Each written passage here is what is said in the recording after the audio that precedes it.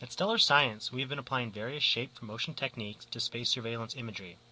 This presentation illustrates one particularly successful test case, which was conducted using real imagery.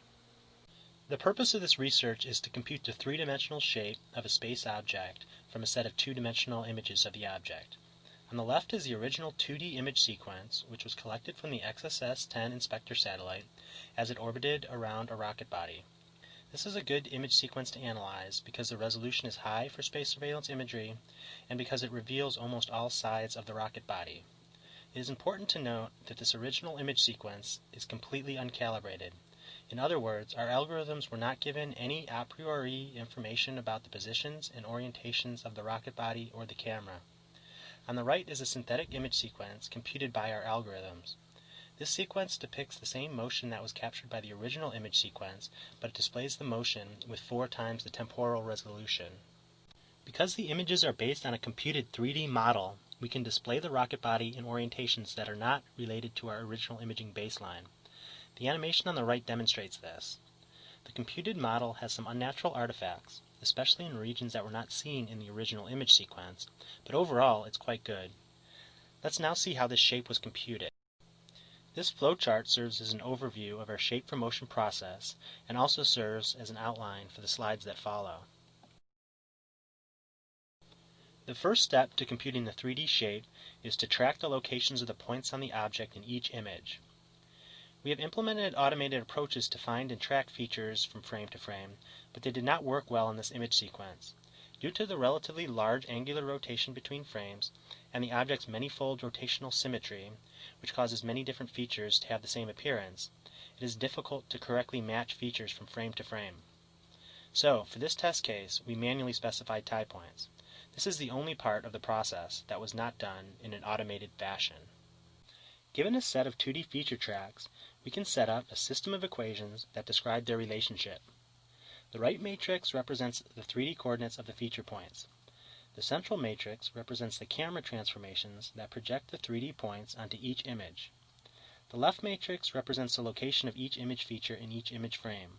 For example, this system of equations says that if the location of the first 3D point is given by vector x1, y1, z1, and its camera projection into the first image is represented by the shaded submatrix S1 through T1, then the point will appear at location U1, V1 in the image. This formation of the problem holds when the camera is relatively far away from the object. The leftmost matrix is called our observation matrix, and it contains our image-to-image tie point data. Using that information, we use linear factorization to solve for the motion and shape matrices on the right. If the observation matrix is full, that is, every feature is observed in every frame, then we can obtain a solution using a standard linear algebra technique, singular value decomposition. Of course, our observation matrix is not full. As the object rotates, features disappear behind the object and reappear as they rotate back into view. If we create a matrix showing in what frames a feature is visible, it will resemble the one shown here. The first row of X's represent features that are visible in the first frame. Each column of X's represents a feature track. As the frames advance, some tracks die out and new ones are born. So, our observation matrix is incomplete. But in order to apply singular value decomposition, a feature must be visible in every frame. How do we deal with this situation? We find a subset of the observation matrix that is complete, what we call a fully tracked subproblem. We can then solve the subproblem using singular value decomposition. Doing so yields shape and motion estimates for the selected frames and points only. Then we can go back to the large observation matrix and choose additional rows and columns one at a time to mix into the solution. The linear solver computed the 3D position of each point and the orientation of the object in each frame. If we take the 3D points that we computed and project them according to the computed motion, their locations should be very close to the 2D image features that we tracked earlier. Initially, the circles are in the right general vicinity, but not close enough. As we refine our shape and motion estimate, the circles creep towards their proper locations. To obtain an optimal estimate, we use a nonlinear optimization technique called Levenberg-Marquardt. It computes the sum of squares difference between the actual and projected feature locations. It then searches for a better solution by iteratively adjusting each shape and motion parameter. The result is a solution that best fits the data in the sense of having the least sum of squares error. The result is a refined estimate of the shape of the object, shown here, along with its motion. The point cloud may be an accurate model of shape, but it's rather sparse and uninteresting. We would like to fill in the surfaces between the points, but we have no basis for interpolating the shape of the object. Fortunately, we have a different technique that computes a solid representation of the shape. The technique is called silhouette carving, and it requires as an input the orientation of the object relative to each image, which is what we just computed. For each image, we separate the object's foreground from its background, creating a silhouette. Each silhouette provides information about the object's shape from a different viewing angle. We start with a solid block made of tiny cubes called voxels as the object's initial shape.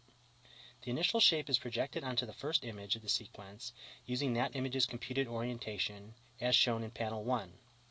We know that any voxel that falls onto the image's background cannot be present on our model, so those voxels are carved away as shown in panel 2. As long as our computed object motion is accurate, doing this for every image frame will yield a voxel model that is consistent with all of the image silhouettes. The more views we have of the object, the better the model will look. The voxel model is then hollowed out and the remaining voxels are colored. Each remaining voxel is assigned a color based on the input image pixels it projects to. Because voxels are typically larger than the input pixels, and because there are so many input images, most voxels will project onto many pixels, and each of these pixels may have a different color. These voxels will be assigned the average color of all the pixels it projects to. Due to occlusion, some voxels won't project to any input pixels. These colors can be filled in using a suitable interpolation strategy. As we can see from this movie, the model colors are roughly correct, but there's a lot of noise present. We will improve upon this problem later using texture mapping. To convert a model to surface facets, we use an algorithm called alpha shape, which is a generalization of the convex hull. On the right is an alpha shape that we computed from our dense voxel model shown on the left. The alpha model is typically much easier to render because it is made up of far fewer polygons than is the voxel model. The model surface is also much smoother. The animation shown here was created by simultaneously texturing 4 of the original image frames onto our computed alpha shape. We have developed methods that are able to simultaneously apply multiple textures to our object while properly handling object occlusion and showing the underlying model color as a last resort when applicable. These methods safeguard us from incorrectly texturing a model feature. This is a slow process, but it can be accelerated by using dedicated video hardware that is present on virtually all modern personal computers. If you have Anaglyph glasses, please put them on now. Now that we have an accurate model of the rocket body, we can easily create stereo displays like the one shown here. We would like to send a special thanks to the Air Force Research Laboratory for funding this ongoing research effort, and also for collecting and providing the XSS10 imagery used in this test scenario. If you are interested in participating in this project at any level, please contact us at sfm@stellarscience.com. We are pleased to hear from people who are interested in funding extensions or improvements to this work, as well as qualified personnel who are interested in joining our research team.